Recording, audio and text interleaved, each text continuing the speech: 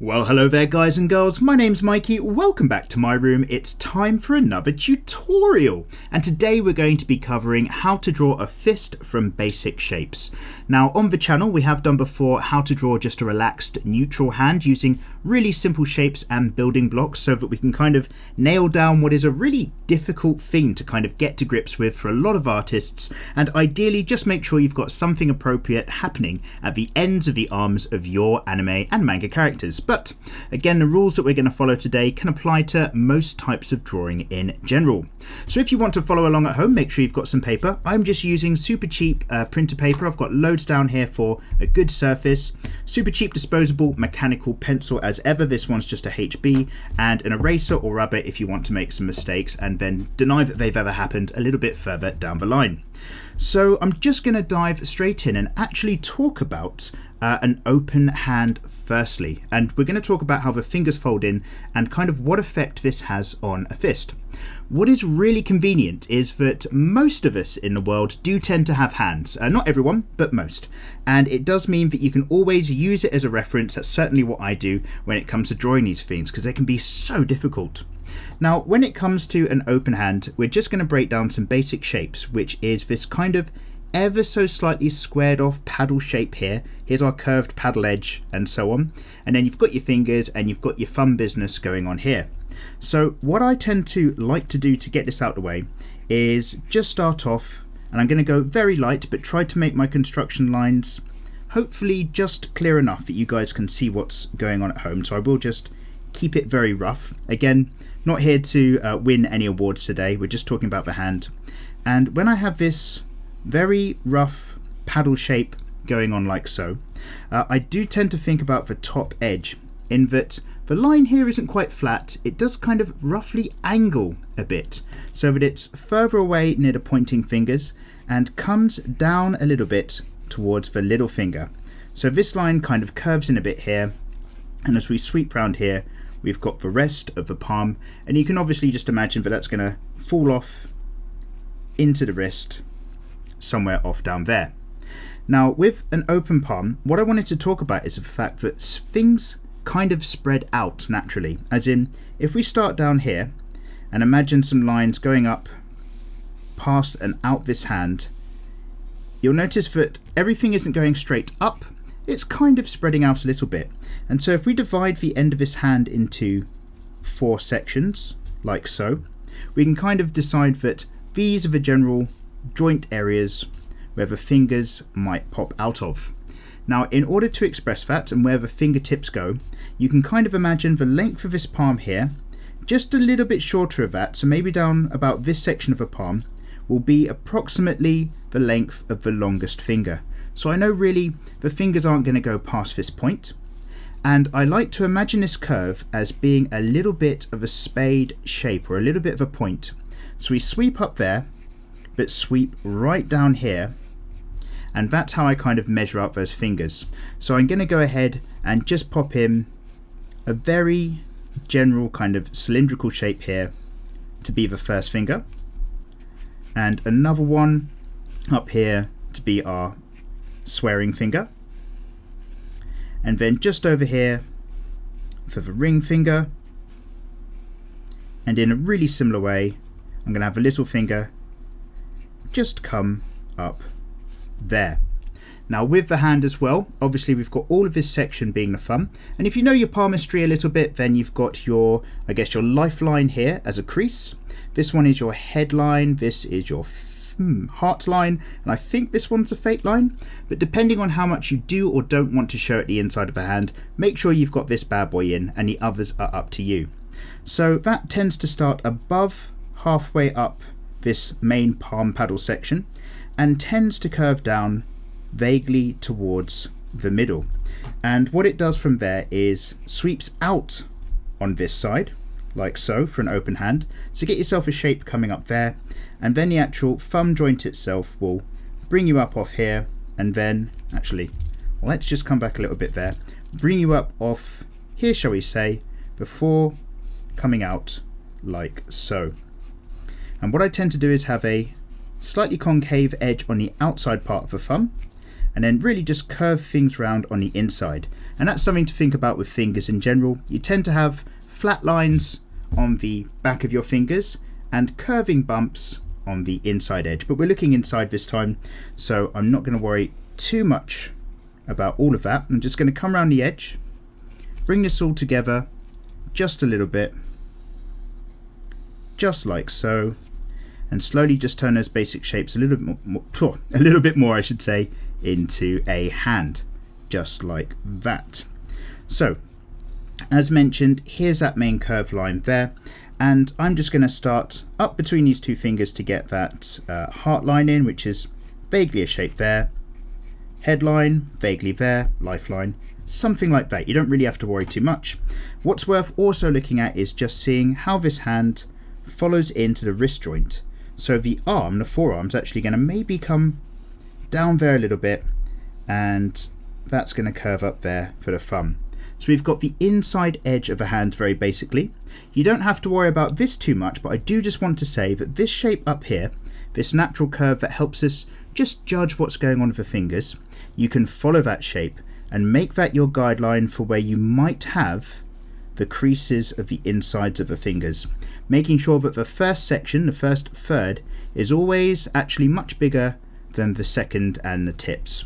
And again, you might just want to put the odd crease or fold line flat in to indicate that, if that's the kind of person that you are. So why have I talked about the open hand firstly? Because when we talk about these fingers splaying out as we go here and here, when we curl these bad boys into a fist for some trouble time, it's actually still going to follow these lines, but inward, down here and down here. So very much so, we're just going to dive in and do another paddle palm situation. That's the best term I have for it right now. So I'm just going to go like this. Again, very, very roughly, I do apologize, get this idea down, sweep up and around, keeping it rough and loose. And the thing about working roughly and loosely when you're dealing with very difficult things like the hands and fingers is that you can just make some amendments, make some adjustments here and there before you get to your final darkest lines when you've got something that you're much happier with. So when it comes to this fist, and I'm just going to make sure the angle's okay on the camera. Yep, great. There's a few things to just block out. I'm going to just say that the top half of this shape are the curled up fingers, and then we've got a big area that's basically going to be the thumb. So what I can start to do already is just say, okay, about more than half of this is just curled up fingers like that, so let's not stress. Obviously we've got the arm somewhere off down here as well, but there's something else going on. Because of the length of my fingers are all different, as they curve into a fist, you'll notice that we see more of the top area down here. So if we follow the line of these knuckles, they're not straight on and flat, they're again at that angle. So I'm going to start from up here, and I'm going to sweep down to around about there to represent those fingers. And again, I'm thinking about that inside pointing curve. So these fingers are sweeping in like this. This first finger is coming in a little bit there, and in the middle we can kind of get away with something relatively equal. And that becomes our guide. So as you can see, I've just done the shape, more than halved it off here, but then have an uneven line down there before I start to split things up. Now, what I like to do personally straight off the bat of this is go straight to the thumb. We've got this inside curve edge here for the old lifeline, and that is going to be squeezed up just a little bit from this finger here. So let's curve that up a little bit more.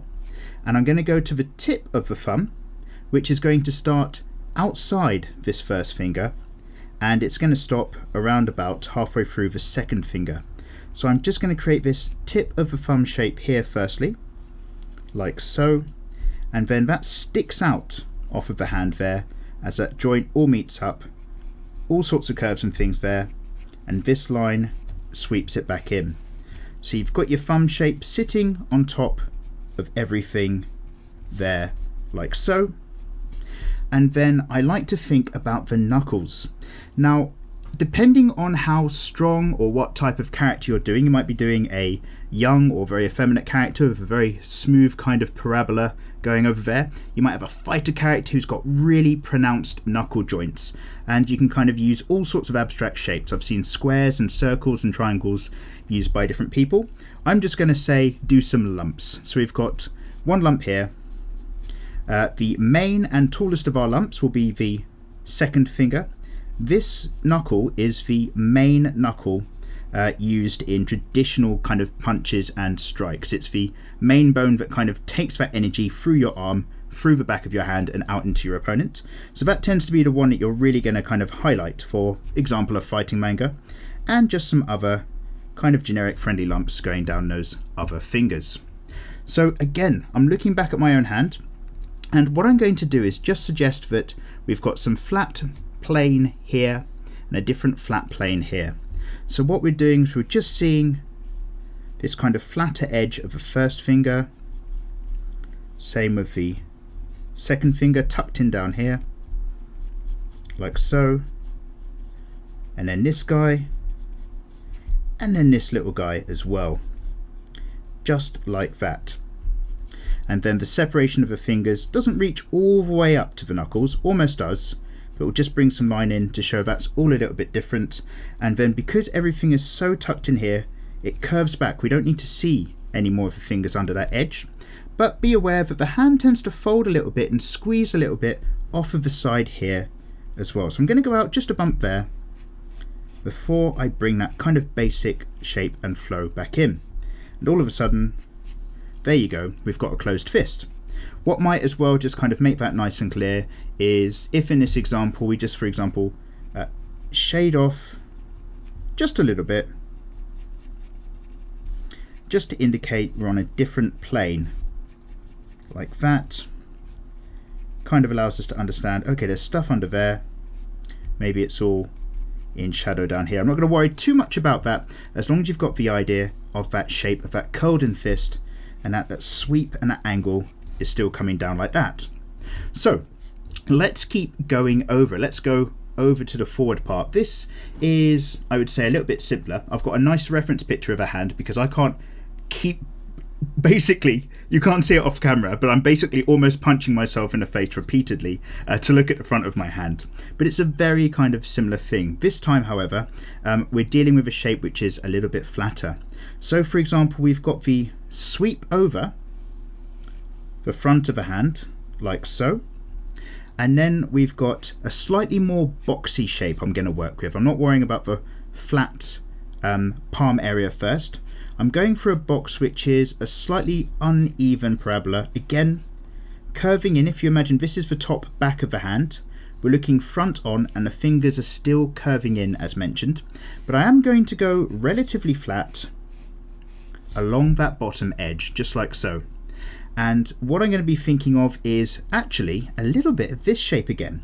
If this is our first finger and this is our little finger, I'm going to be just going a little bit up again and then a little bit down. And then again, I'm just going to split that vaguely in half, vaguely into quarters, just like so. And the thumb in this instance is going to be sitting down around about here. So you might see that you've got the back edge of a thumb just underneath your fist shape, like so. And that's obviously going to just curve back, do its own thing. You might see that its connection with the rest of the hand still comes up here like so, as you make the fingers themselves come in and do their own thing. Now, with the knuckle joints in this instance, what you can do is kind of use some slightly diamond shapes, depending again on how much energy and action you want to throw into this fist. But you can kind of make this diamond pop come up here. Again, after we flatten out to the next knuckle, the biggest of these might be the main finger there, and you can start to calm that down again as you go down towards the edge. So one lump there, two lumps around about there, before we start to sweep these fingers in. Now I'm just going to curve off the end of each of these sections like so, to actually represent the fingers. And depending on kind of the angle that you're looking at, the line of these fingers are only going to come up so far before really we're just kind of seeing a separation of the bones underneath the skin coming away, indicated by just like a little bit of shadow or a little bit of split, like so, in the material of the hand. And then it's down to you again what you're doing about these angles for where this fist is coming from.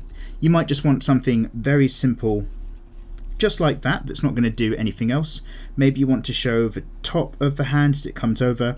Maybe you want to show the underside of the meat of the hand if it's from a foreshortened arm. And I might just show that really simply there, just because that might help give the idea of a punch coming towards you or an arm being kind of aimed in your direction. But just using those very basic shapes, we can get a few very basic things going on. And the last of which would be probably just the fist from the side if you're showing a side-on punching angle onto a character. So that will just about fit up here. I'm just going to leave my arm just off camera as reference to that.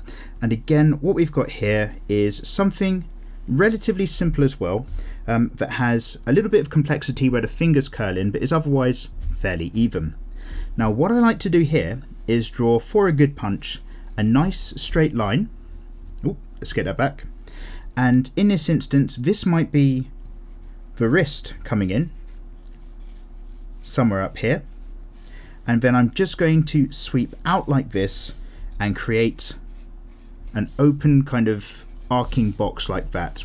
I like to keep this line straight because a good punch again is your bones connecting the energy from your forearm straight through to the end of your knuckle to whoever's receiving the strike in the background. Or maybe actually it's peacetime. Maybe you're just doing a fist bump or a bro fist. There we go, that's even nicer.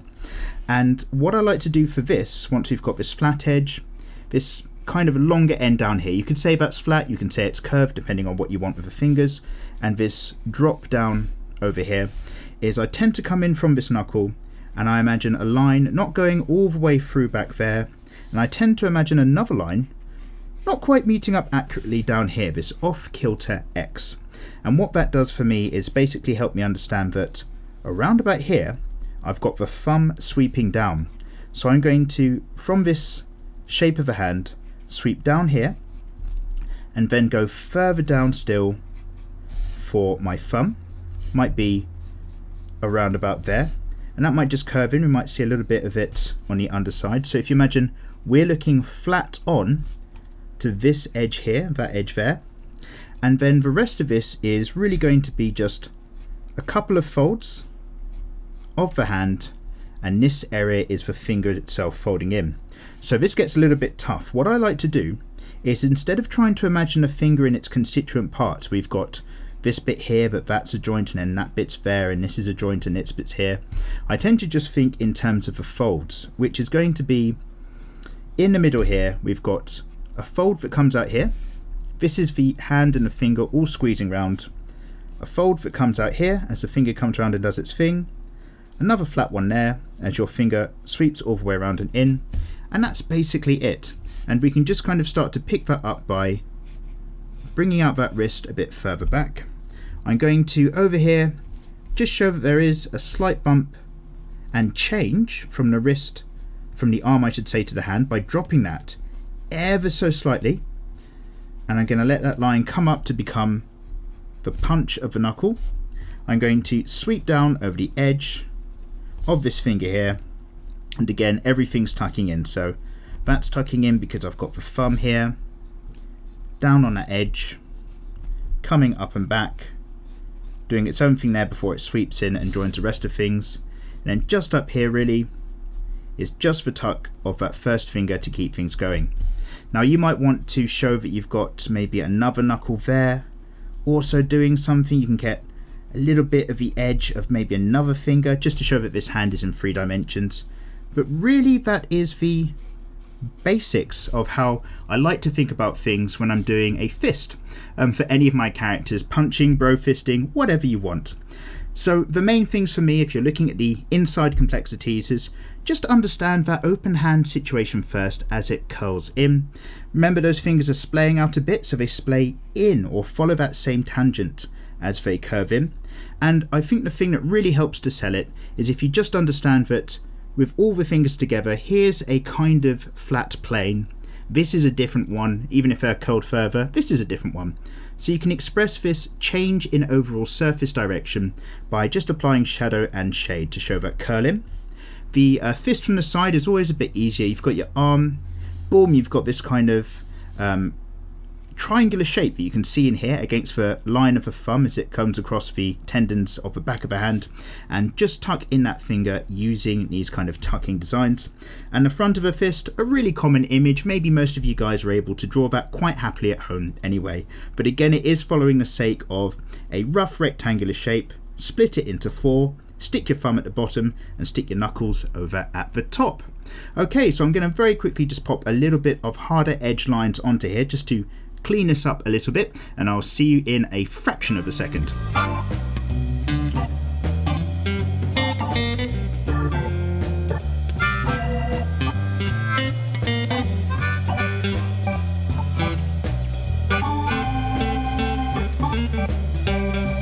Okay guys, yeah, so there we have it. How to draw a hand or a fist using some very simple shapes, some curving flat edges and some guidelines to build up the construction process. Hands are really difficult things for anyone, I'd say. They're probably among the most hated things for artists, but it's really important you get the basics down, because if you make sure that you include a good hand or two with your own character designs, they're gonna look that much better.